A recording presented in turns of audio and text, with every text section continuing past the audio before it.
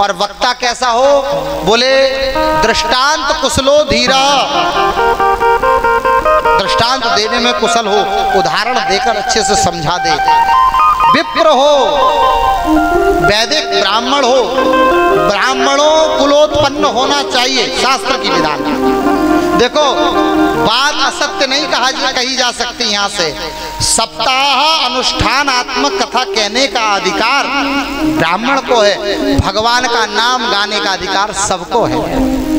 आप प्रवचन कर सकते हो, आप सत्संग कर सकते हो, लेकिन संकल्प लेके जजमान के कल्याण के लिए पुण्य की बात अगर आएगी तो उसके लिए तो पंडित जी की जरूरत पड़ेगी।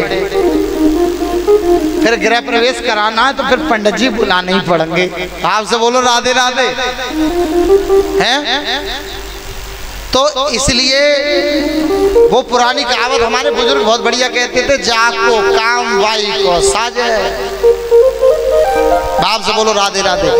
आगे की पंक्ति हम नहीं बोलते, यहाँ से डंडे लट्टी की बात थोड़ी करनी है।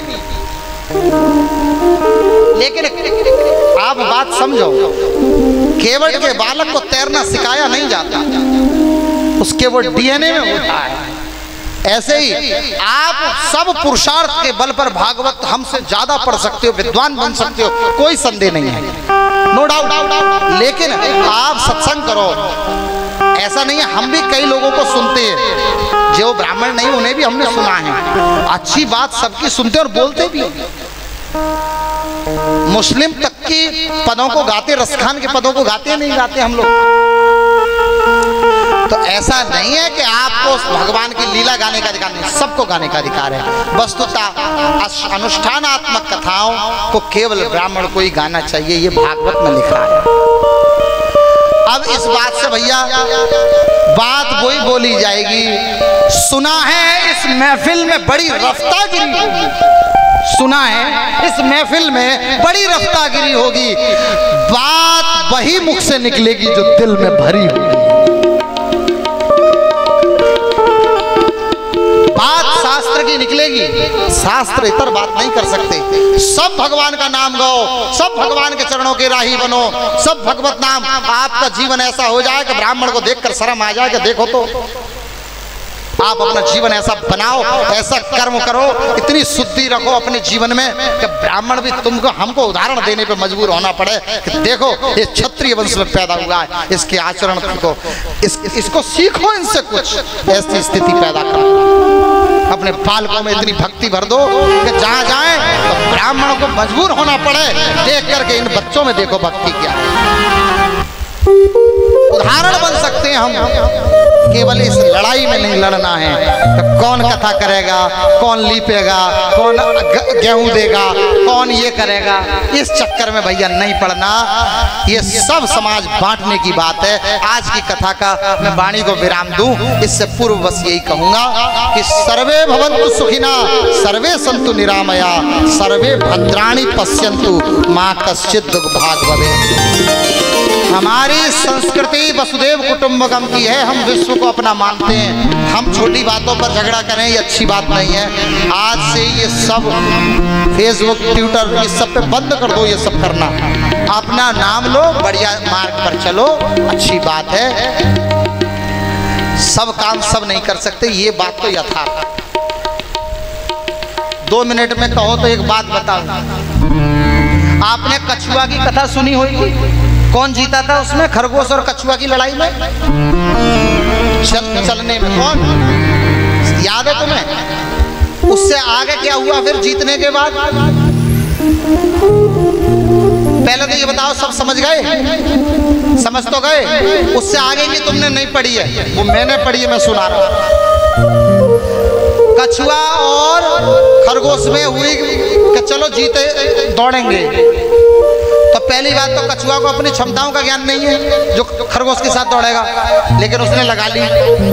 खरगोश को अपनी क्षमताओं का इतना ज्ञान है कि वो विमान में जाके थोड़ी दूर जाके बोले पेड़ के नीचे जाकर लेट गया, सो गया। और सोने के बाद क्या हुआ? कछुआ आया हल्के हल्के हल्के हल्के हल्के पार। सुबह जीत का घोषणा हुई, कौन जीत गया? बोलो माताएं, कौन जीत गया? कछुआ, लेकिन इसके आगे अब और मैं बताऊंगा, जरा बड़े ध्यान से सुनना इससे आगे की बात। वो कछुआ ने क्या किया, कछुआ और खरगोश दोनों फिर मिले। मित्र, आपको जीत की बधाई। लेकिन कछुआ पहले सेलिब्रेशन कर लिया अपनी जीत का, अरे जीत की खुशी मना लिया, पटाखे फोड़ लिया। खरगोश आया, बोले मित्र कोई बात नहीं, आप जीत गए, लेकिन हम सो गए थे इसलिए आप जीत गए। हाँ, बात तो सही। खरगोश ने सोचा अगर मैं सोया नहीं होता तो फिर जीत जाता। एक रेस और हुई, खरगोश मिनटों में जीत गया। कछुआ सिर पकड़ के बैठ गया, मैं पहले कैसे जीता और अब क्यों हारा। अर्थात जीत मेरी चाल की नहीं है, जीत मेरी चाल की नहीं है, उसके सोने की वजह से मैं जीत गया। अर्थात हम इसलिए नहीं जीते कि हम ताकतवर हैं, हम इसलिए हार गए क्योंकि हम इसलिए जीत गए कि सामने वाला ताकतवर नहीं है। बात को समझ रहा है जरा। ओहो, कछुआ ने कही कि मैं तो पानी में भी तैर सकता हूं, मैंने इससे गलत रेस लगाई। वो दोबारा गया, बोले 3 मैच होंगे तब जीत होगी। खरगोश और वो खरगोश को एक ही बात, अरे मैं तो चुटकी में जीत जाऊंगा, सोना नहीं है बस। उसने एक ही बात पकड़ ली, बोले मार्ग बदलो, रास्ता चेंज। इस बार कौन सा, बोले अमंतिका देवी चलेंगे, बांध से दूर से। अब उसे ये नहीं पता खरगोश को कि बीच में गंगा जी भी आती है। दौड़कर आया खरगोश, आया 3 दिन बाद, वो पहले ही पहुंच के वहां स्टे कर रहा गंगा जी के इस कोने पे, पहुंच रहा था पल्ली पार। कछुआ आया, डुप करके निकला, पल्लंग को जा रहा था। खरगोश उदास बैठा, गर्दन देखे, लौट आया बीच में। जरा ध्यान से सुनना। जब लौट कर आया तो आकर बोला मित्र हमारे ऊपर बैठ जाओ, और ऊपर बैठालकर उस पार ले गया। तब मित्रता हुई दोनों में कि सब नहीं कर सकते। जहां पानी में तैरने की बात आएगी वहां मैं तुम्हारी तरफ से दौड़ूंगा, तुम्हें अपने कंधे पे रख के। और जहां अगर थल पर दौड़ने की बात आएगी तो कछुआ को खरगोश से वचन दिया कि मैं तुम्हारी ओर से दौड़ूंगा। बात समझे। सब कर लेते तो भगवान ये विविध प्रकार की सृष्टि क्यों बनाते। किसी के अंदर ऊर्जा है, बल है, वो धर्म की रक्षा के लिए तलवार निकाल सकता है, कोई धर्म की रक्षा के लिए ज्ञान दे सकता है। सब शास्त्र, सब पुराण, सब पुस्तकें जला दी जाएं, लेकिन फिर लिख देंगे ब्राह्मणों के मस्तिष्क से नहीं निकाल सकते। पूरे संतों को ग्रंथ याद है, पूरे वेद याद है ब्राह्मणों को, वो दोबारा लिख के जा सकते हैं। लेकिन सबकी गर्दन कलम करा दोगे तो फिर कुछ नहीं मिलेगा, फिर कोई कहने वाला नहीं होगा भगवान कृष्ण की जय हो। सब नहीं कर सकते।